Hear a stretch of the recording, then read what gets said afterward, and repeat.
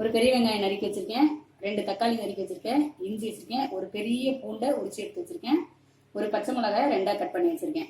இதுக்கு தேவையான அளவு நான் வந்து வீட்டில் அரைச்ச கரம் மசாலா பொடி எடுத்து வச்சிருக்கேன். இதுல காரம் எல்லாமே அடங்கி இருக்குது. வேணும்னா நீங்க வேணும்னா தனியாத்தூள், மஞ்சத்தூள், காரப்பொடி, வீட்டில் இருக்கிற சாம்பார் பொடியும் போட்டுக்கலாம்.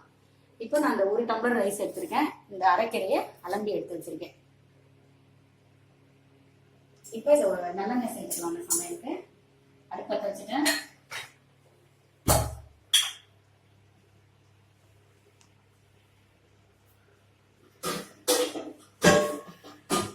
நல்லெண்ணெய் ஊற்றிடலாமா?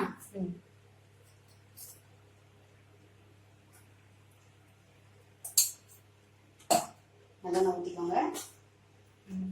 இதில் நல்லா 1 ஸ்பூன் அளவு ஜீரகம் எடுத்துக்கோங்க.